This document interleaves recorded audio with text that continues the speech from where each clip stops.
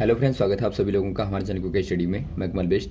इस वीडियो के माध्यम से दोस्तों आपके यहाँ पर कराऊंगा आर्मी टेक्निकल एनए का दोस्तों फिजिक्स का पार्ट नंबर 17, यानी यहाँ पर आपको मिलेगा भौतिक विज्ञान का भाग नंबर 17। इससे पहले दोस्तों आपको 16 भाग कराए जा चुके हैं, जहाँ पर आपने महत्वपूर्ण क्वेश्चन को देखा। और आज भी दोस्तों आप खास क्वेश्चन देखेंगे, तो आराम से आप टॉपिक को देखें शुरू से लेकर आखिर तक। और जो भी क्वेश्चन यहाँ पर मिलेंगे दोस्तों, आप सारे क्वेश्चन लगातार नोट करते रहेंगे। तो देखिए शुरू करते हैं।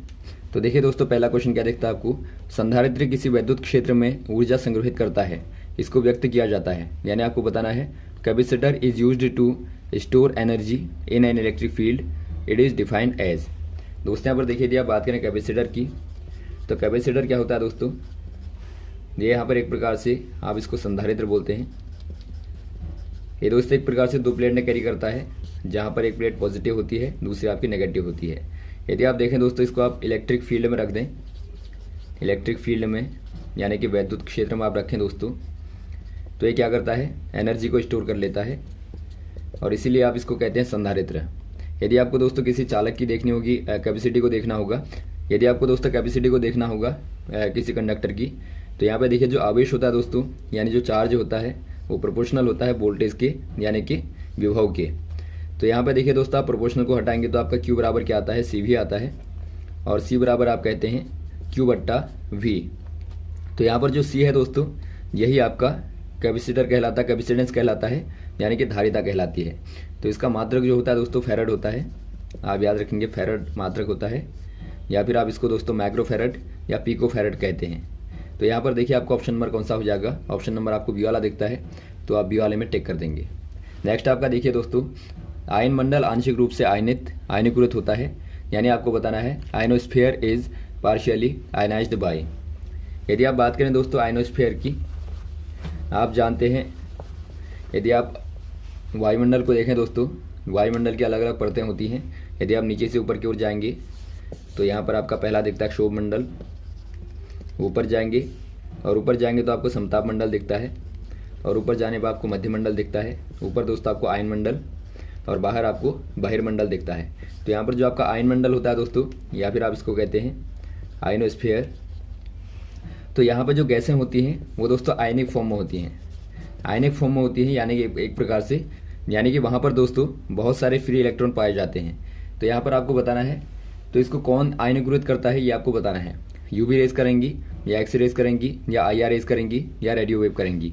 इनको आयनाइज करता है दोस्तों जो अल्ट्रावायलेट होती हैं, अल्ट्रा वायलेट, या फिर आप कह सकते हैं दोस्तों जो पराबैंगनी किरणें होती हैं, पराबैंगनी किरणें सूर्य की, वही करती हैं। तो आप शॉर्ट में कह देंगे यूवी रेज होती हैं दोस्तों, यानी पराबैंगनी किरणों के द्वारा ये आयनीकृत होते हैं। और यहाँ से ही दोस्तों जो हाई फ्रिक्वेंसीज होती हैं, आप जो यहाँ पर अर्थ से यहाँ पर कम्युनिकेशन के लिए, खासतौर पर कम्युनिकेशन के लिए जो आप यूज़ करते हैं हाई फ्रिक्वेंसी को, हाई फ्रिक्वेंसी वेव को दोस्तों यूज़ करते हैं आप, यानी उच्च आवृत्तियों वाली वेव को यूज़ करते हैं। तो यहाँ से टकराने के बाद दोस्तों यहाँ पर आती हैं, यानी जो कम्युनिकेशन आप करते हैं वो दोस्तों इसी के माध्यम से संभव हो पाता है।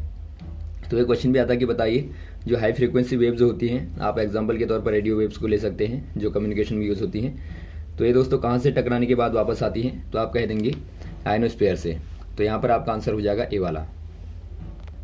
नेक्स्ट क्वेश्चन देखिए दोस्तों, प्रकाश तीव्रता को मापने वाला यंत्र है, यानी आपको बताना है the apparatus is used to measure the intensity of light. यदि आप बात करें दोस्तों लाइट की इंटेंसिटी को मापने वाले एपरेटस की, ये क्या होगा दोस्तों, यहाँ पर आपका पहला दिया कैंडेला, सेकंड आपको दिया पायरोमीटर, थर्ड आपको दिया लक्समीटर, चौथा आपको दिया नॉन। यानी दोस्तों यहाँ पर आपका हो जाएगा लक्समीटर। जो लक्समीटर होता है दोस्तों, इसके द्वारा आप प्रकाश की तीव्रता को, यानी इंटेंसिटी ऑफ लाइट को दोस्तों मेजर करते हैं। तो ऑप्शन नंबर आप सी वाले में टिक कर देंगे। वैसे आप पायरोमीटर को देखें दोस्तों, तो पायरोमीटर क्या करता है दोस्तों, ये हाई टेम्परेचर को दोस्तों मेज़र करता है। और वैसे आप बात करें कैंडेला, तो ये दोस्तों आपका ज्योति तीव्रता का मात्रक होता है कैंडेला। तो यहाँ पर आप ध्यान देंगे तीनों को ही। तो यहाँ पर आपका आंसर हो जाएगा ऑप्शन नंबर सी वाला। अगला क्वेश्चन देखिए दोस्तों, जब फोटोन किसी धातु प्लेट पर गिरते हैं तो इलेक्ट्रॉन उत्सर्जित होते हैं, यह घटना है, यानी आपको बताना है when photon hits on to a metal surface electrons ejected from metal, this phenomenon is called. यहाँ पे देखिए दोस्तों, जो मेटल प्लेट आपकी होती है, यहाँ पर आप लेंगे एक मेटल प्लेट, मेटल प्लेट यानी कि दोस्तों धातु की यहाँ पे कोई शीट है, प्लेट है। तो यहाँ पर आपको कहा गया है जब फोटोन गिरते हैं, फोटोन क्या होते हैं दोस्तों, यदि आप बात करें फोटोन की, आप जानते हैं जो फोटोन होते हैं दोस्तों ये प्रकाश के टाइनी एलिमेंट होते हैं। यानी जो लाइट होती है दोस्तों वो फोटोन के फॉर्म में ट्रेवल करती है। आप देखते हैं छोटे छोटे फोटोन के दोस्तों इनको पैकेट माना जाता है, जिनके फॉर्म में दोस्तों लाइट ट्रेवल करती है। यानी प्रत्येक जो आपका छोटा पार्टिकल होता है इसी को आप फोटोन कहते हैं। यदि आप फोटोन की एनर्जी को देखें दोस्तों तो E बराबर hv होता है, जहाँ पर v क्या है, h क्या है दोस्तों, ये प्लांक कांस्टेंट होता है, और v जो है फ्रीक्वेंसी होती है। तो यहाँ पर आपको कहा गया है जब कोई फोटोन दोस्तों मेटल प्लेट के ऊपर गिरता है तो यहाँ से इलेक्ट्रॉन को क्या कर देता है, इजेक्ट कर देता है, यानी कि निकाल देता है दोस्तों। तो ये वाली घटना क्या कहलाती है आपको बताना है। पहला आपको दिया म्यूचुअल इंडक्टेंस, सेकंड आपको दिया है इलेक्ट्रोमैग्नेटिक इफेक्ट, थर्ड आपको दिया है इलेक्ट्रिक कंडक्टिविटी, और चौथा आपको दिया है फोटो इलेक्ट्रिक इफेक्ट। ये दोस्तों आपके यहाँ पर होता है फोटो इलेक्ट्रिक इफेक्ट यानी प्रकाश वैद्युत प्रभाव। ऑप्शन नंबर आपका डी वाला हो जाएगा दोस्तों, ये आपका होता है फोटो इलेक्ट्रिक इफेक्ट यानी प्रकाश वैद्युत प्रभाव दोस्तों आप इसको कहते हैं। इसी के माध्यम से दोस्तों जो लाइट होती है एक प्रकार से, या फिर आपके यहाँ प्रकाश जो होता है दोस्तों वो इलेक्ट्रिसिटी में कन्वर्ट हो पाता है। तो ये बहुत बड़ी खोज यहाँ पे थी। ये दोस्तों आइंस्टाइन के द्वारा किया गया था और आइंस्टाइन को इसके लिए नोबेल प्राइज़ दिया गया था। तो यहाँ पर आप कह देंगे दोस्तों जब कोई फोटोन धातु की प्लेट पर गिरता है तो वहाँ से इलेक्ट्रॉन को निकालता है, और ये इलेक्ट्रॉन क्या करता है दोस्तों, चालन करता है यानी कि कंडक्टिविटी करता है। तो ऑप्शन नंबर यहाँ पर आपका डी वाला हो जाएगा। नेक्स्ट क्वेश्चन देखिए दोस्तों, डायनेमो का प्रयोग ऊर्जा परावर्तक के तौर पर किया जाता है। कहाँ पे किया जाता है आपको बताना है। और dynamo is used as converter of energies. यहाँ पे देखिए दोस्तों जो डायनेमो होता है, डायनेमो दोस्तों एक प्रकार की डिवाइस है जहाँ पर आप देखते हैं रोटेटरी 2D का दोस्तों यूज़ किया जाता है। यानी यहाँ पे जो डी होते हैं दोस्तों मोटर के द्वारा घूमते रहते हैं और इनको दोस्तों घुमाने के बाद में आपको मिलती है इलेक्ट्रिसिटी। यानी एक प्रकार से आप कहेंगे आप दोस्तों मैकेनिकल एनर्जी को दोस्तों कहाँ कन्वर्ट करते हैं, इलेक्ट्रिकल एनर्जी में यानी वैद्युत धारा में। तो यहाँ पर आपको ऑप्शन नंबर दिखता है देखिए बी वाला, मैकेनिकल टू इलेक्ट्रिकल आप कह देंगे। यानी कि दोस्तों आप यांत्रिक ऊर्जा को वैद्युत ऊर्जा में कन्वर्ट करते हैं, तो ऑप्शन नंबर आप बी वाले में टिक कर देंगे। और ये जो डी होते हैं दोस्तों किसके माध्यम से घूमते हैं, ये आपके म्यूचुअल इंडक्टेंस के तौर पर दोस्तों इंडक्टेंस के आधार पर कार्य करते हैं। और ये दोस्तों एक प्रकार से क्या देती है, ये आपको डीसी करंट देती है यानी कि डायरेक्ट करंट दोस्तों मिलती है। तो आप ध्यान देंगे जो डायनेमो होता है दोस्तों वो क्या करता है, डीसी करंट को जनरेट करता है। तो आप ध्यान देंगे ऑप्शन नंबर यहाँ पर आपका हो जाएगा बी वाला, मैकेनिकल टू इलेक्ट्रिकल। अगला क्वेश्चन देखिए दोस्तों, रेफ्रिजरेटर का प्रयोग डैडेस कम करने के लिए होता है। यानी आपको बताना है the purpose of refrigerator is to slow down. यहाँ पे देखिए दोस्तों जो रेफ्रिजरेटर होता है दोस्तों इसका आप इस्तेमाल क्यों करते हैं आपको बताना है।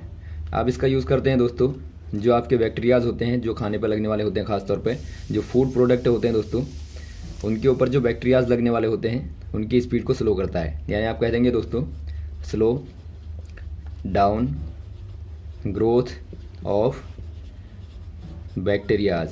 यानी जीवाणुओं की दोस्तों वृद्धि को एक प्रकार से क्या करता है, कम करता है या फिर आप कहें दोस्तों नियंत्रित करता है।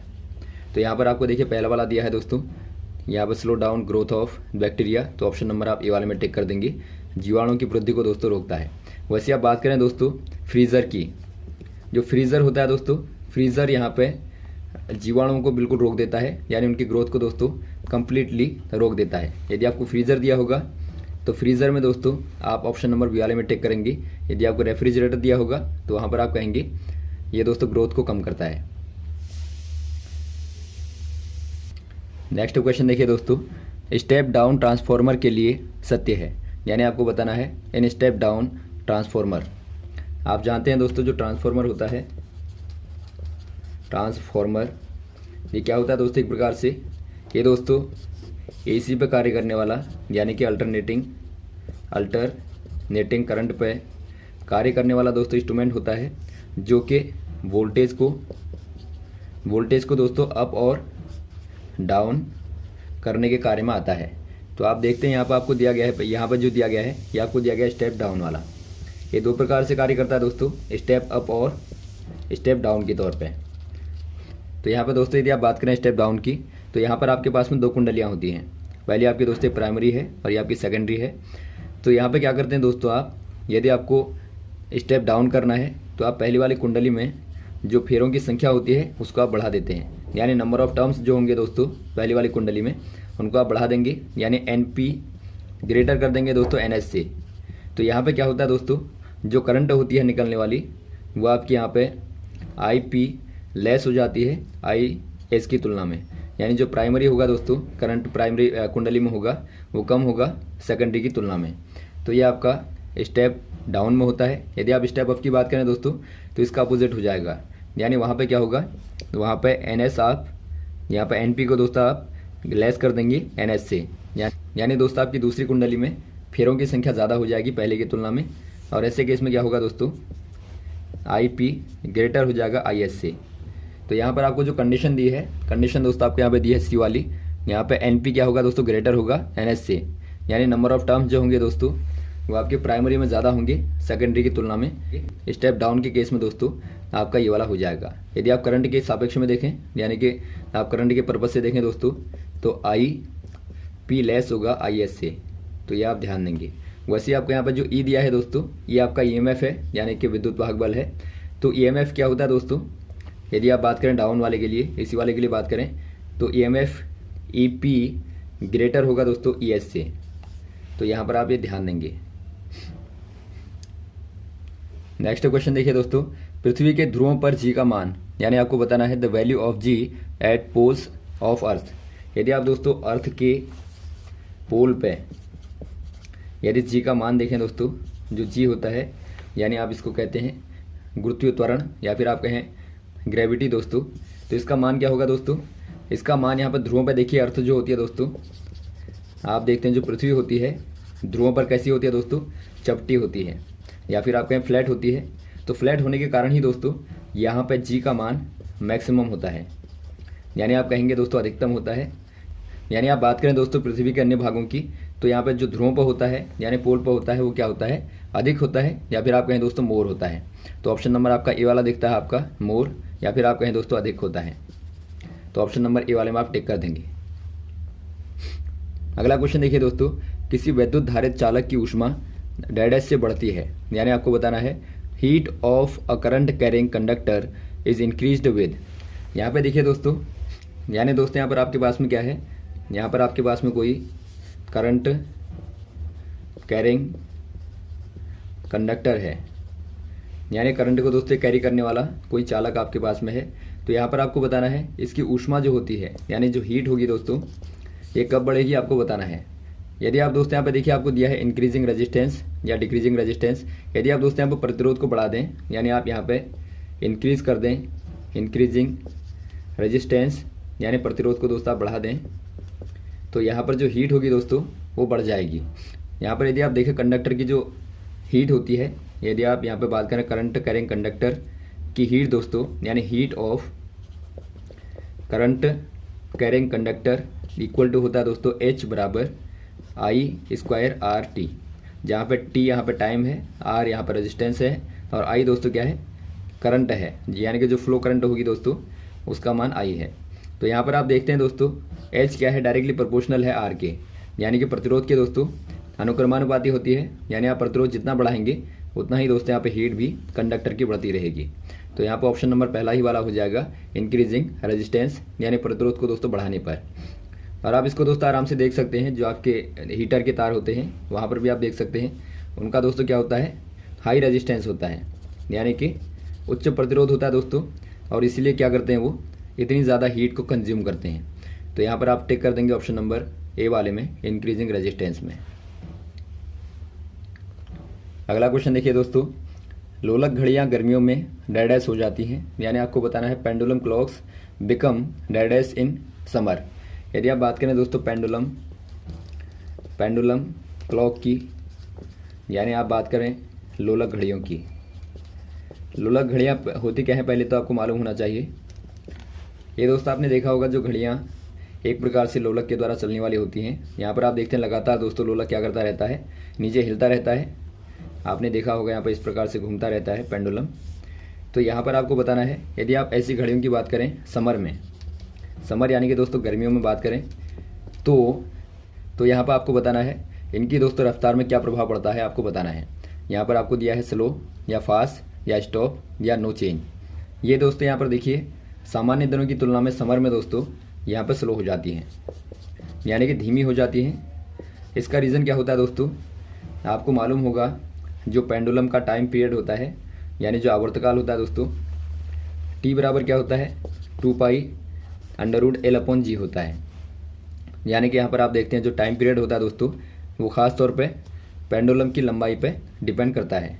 तो यहाँ पर आप देखते हैं यदि आप गर्मियों की बात करें दोस्तों, तो गर्मी के कारण यानी कि समर के कारण यहाँ पर जो लेंथ होगी दोस्तों इसकी, यानी जो पेंडुलम की लेंथ होती है वो एक्सपेंड कर जाती है। यानी गर्मी में आप देखते हैं दोस्तों जो मेटल होता है क्या करता है, फैलता है, एक्सपेंशन करता है।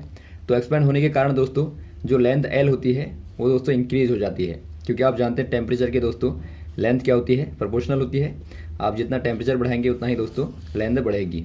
तो यहाँ पर लेंथ के बढ़ने से क्या होता है दोस्तों, यहाँ पर टी का मान भी क्या हो जाएगा, आप देखते हैं टी क्या है, डायरेक्टली है एल के। तो यहाँ पर आप देखेंगे यदि आप एल को बढ़ाएंगे दोस्तों तो यहाँ पर टी भी बढ़ जाएगा।